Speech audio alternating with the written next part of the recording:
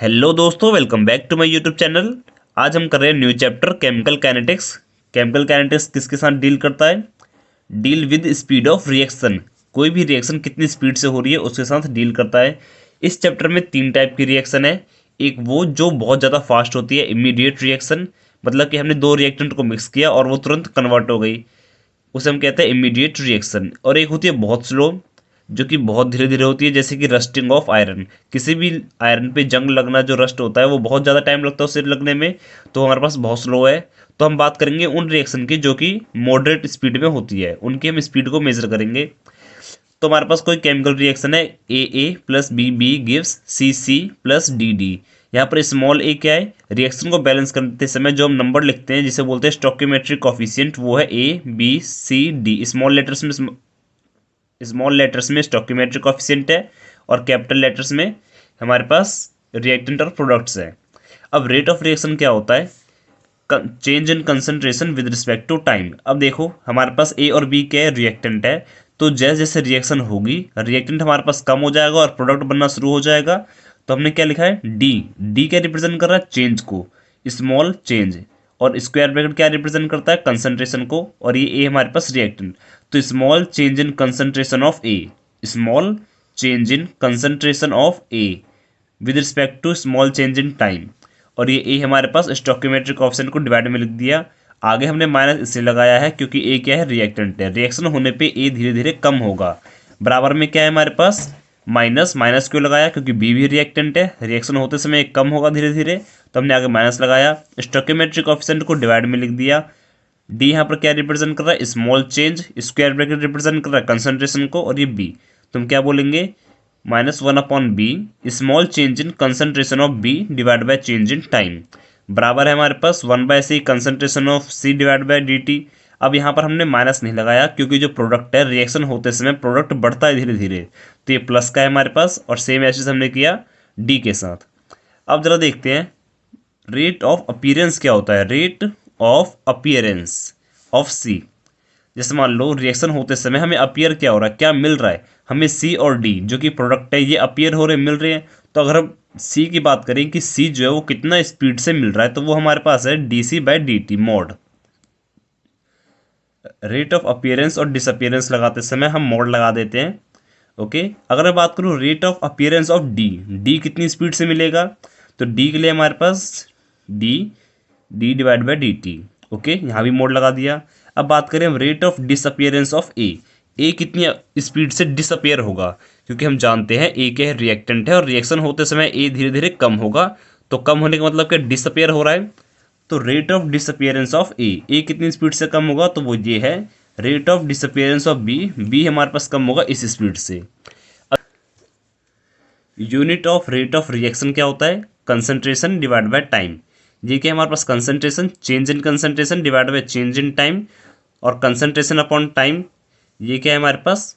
Molarity. Concentration का मतलब क्या है? मोलैरिटी, और अपॉन में टाइम। मोलैरिटी क्या होता है? मतलब concentration number of moles divide by volume, तो ये हो गया मोल पर लीटर, और नीचे टाइम है तो टाइम कहोगे पर सेकंड। तो रेट ऑफ रिएक्शन की यूनिट क्या होगी? मोल पर लीटर पर सेकंड। अगर मैं बात करूँ कंसंट्रेशन की यूनिट क्या होगी, तो मोल पर लीटर। अब जरा आगे देखते हैं वेगे लॉ ऑफ मास एक्शन। वेगे लॉ ऑफ मास एक्शन क्या देता है हमें? रेट ऑफ रिएक्शन के लिए फॉर्मूला देता है। जैसे कि रिएक्शन लिखी है हमने, A plus B gives C plus D. Rate of reaction जो डायरेक्टली प्रोपोर्शनल है कंसंट्रेशन ऑफ ए के हमारे पास कितनी क्वांटिटी है उसके डिपेंड करता है। और पावर में क्या है हमारे पास? इसका stoichiometric coefficient. Rate of reaction same as it is, B पे डिपेंड करता है, पावर में स्टोइकियोमेट्रिक कोएफिशिएंट। हम फर्स्ट एंड सेकंड हमारे पास क्या बनेगा? Rate of reaction directly proportional to concentration of A की पावर ए और बी की पावर बी। मतलब रेट ऑफ रिएक्शन इन दोनों पे ही डिपेंड कर रहा है, ए और बी पे, क्योंकि दोनों ही रिएक्टेंट है। जितने ज़्यादा हमारे पास रिएक्टेंट होंगे रिएक्शन उतनी ही ज़्यादा फास्ट होगी।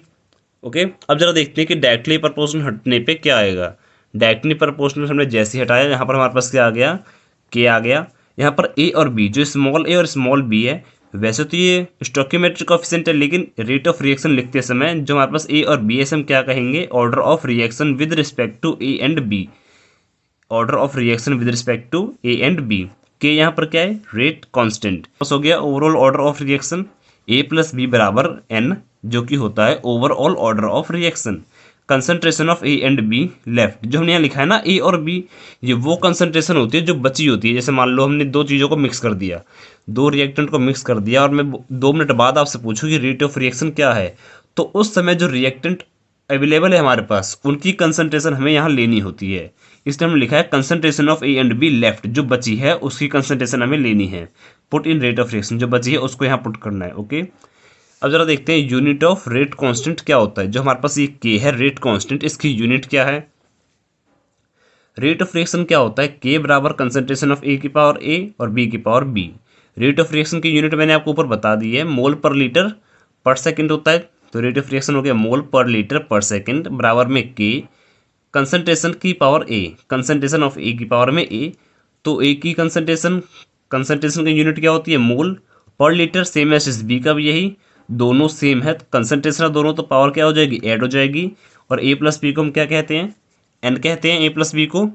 यहाँ से मोल पर लीटर की पावर 1 है यहाँ पर, और यहाँ पर ए प्लस बी मतलब एन है। तो इसको अगर मैं डिवाइड में लाऊंगा तो बेस सेम होने के कारण 1 माइनस एन हो जाएगा, और ये पर सेकंड। तो हमारे पास के की यूनिट क्या आ जाएगी, मोल पर लीटर की पावर 1 माइनस एन, और ये पर सेकंड। इस यूनिट को अच्छे से याद रखना क्योंकि ये बहुत इंपॉर्टेंट है, न्यूमेरिकल सॉल्व करते समय बहुत ज़्यादा काम आती है। ओके, देखते हैं लिमिटेशन ऑफ वेगे लॉ ऑफ मास एक्शन। जो हमने पीछे लॉ पढ़ा था, रेट ऑफ रिएक्शन बराबर में के कंसंट्रेशन ऑफ ए की पावर ए और बी की पावर बी।